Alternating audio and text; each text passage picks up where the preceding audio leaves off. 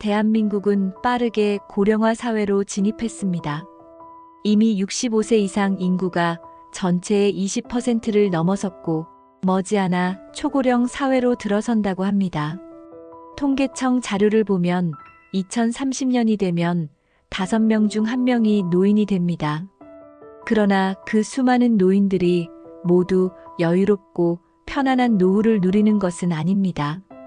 오히려 한국은 OECD 국가 중 노인 빈곤율 1위라는 불명예를 안고 있습니다. 즉, 노인 10명 중 4명이 빈곤 상태에 놓여 있다는 뜻입니다. 이는 단순한 숫자가 아니라 거리의 무료 급식소, 쪽방촌, 경비실, 폐지 줍는 손수레에서 날마다 눈으로 확인되는 현실입니다. 지금부터 그 사례를 들려드리겠습니다. 부산의 한 무료 급식소. 점심시간이 되면 300명 가까운 노인들이 길게 줄을 섭니다. 식판에 담긴 국과 반찬 몇 가지가 전부지만 이 한 끼를 위해 두세 정거장을 걸어온 이들도 많습니다. 70대 박 모 할아버지는 이렇게 말합니다. 하루 중 따뜻한 밥을 먹을 수 있는 건 여기뿐이야. 집에서는 라면이나 빵으로 때우지. 급식소 앞에는 늘 다양한 사연을 가진 노인들이 모여듭니다. 어떤 이는 혼자 사는 독거노인이고 어떤 이는 아들, 딸과 연락이 끊긴 채 수십 년을 홀로 버틴 사람입니다. 식판 위에 담긴 밥은 단순히 끼니를 해결하는 수준을 넘어 사람들과 함께 앉아 밥을 나누는 유일한 사회적 관계의 흔적이기도 합니다. 부산시 사회복지사들은 말합니다. 급식소 이용자가 해마다 늘고 있고 특히 코로나19 이후로는 상황이 훨씬 심각해졌습니다. 경제적 충격을 정면으로 받은 세대가 바로 노인층이었거든요. 지역사회는 이를 감당하기 벅찹니다. 무료 급식소 운영에는 봉사자들의 손길과 후원금이 절대적으로 필요합니다. 하지만 후원은 줄고 찾아오는 노인은 늘고 있습니다. 노인 빈곤은 이렇게 지역사회의 돌봄 체계를 압박하며 이웃의 선의에 의존하게 만들고 있습니다. 경기도의 한 아파트 단지 경비실. 이곳에서 75세의 최모 어르신이 근무합니다. 새벽 6시에 출근해 밤 10시에 퇴근하는 장시간 노동. 하루 16시간을 꼬박 지켜야 하지만 한 달 급여는 130만 원입니다. 서울 변두리의 오래된 아파트 단지. 경비실에서 만난 최 어르신의 동료는 일을 그만두고 싶어도 집세 때문에 못 놓는다고 말했습니다. 그는 월세 35만 원짜리 작은 오피스텔에 삽니다. 아내는 몇 년 전 병으로 세상을 떠났고 자식은 외국에 나가 연락이 끊겼습니다.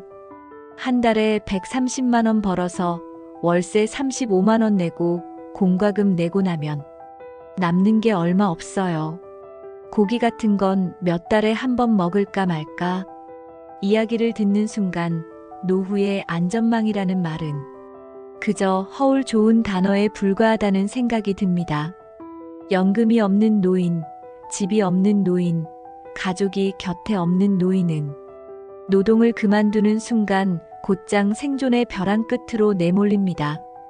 겨울에는 찬바람에 손발이 곱아 제대로 움직이지 않고 여름에는 뜨거운 햇볕과 좁은 경비실의 열기로 속옷이 흠뻑 젖습니다. 그럼에도 불구하고 최 어르신은 일을 놓을 수 없습니다.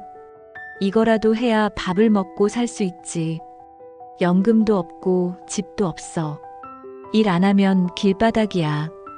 그의 목소리에는 체념과 동시에 절박함이 묻어 있습니다. 경비실에서 만난 또 다른 노인은 80세에도 여전히 청소 일을 하고 있습니다. 허리는 구부정하게 굽었고 손에는 관절염이 심하게 와 있습니다. 그러나 멈출 수 없습니다. 생존을 위한 노동. 노인들에게는 그것이 사회 참여가 아니라 말 그대로 살기 위한 몸부림입니다. 대전의 한 쪽방촌. 좁은 골목길을 따라 들어서면 오래된 벽돌 건물과 창문마다 덕지덕지 붙은 비닐이 보입니다.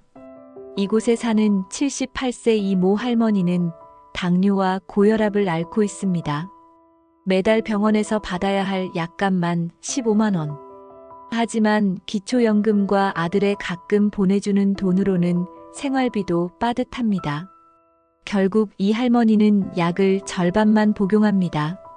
원래 하루에 2알을 먹어야 하지만 한 알만 먹으며 버티는 것이죠. 돈이 없으니까 약이라도 줄여야지. 어쩔 수 없잖아. 이 선택은 결국 더 큰 병을 불러옵니다. 혈압이 조절되지 않아 쓰러지고 응급실에 실려가는 일이 반복됩니다.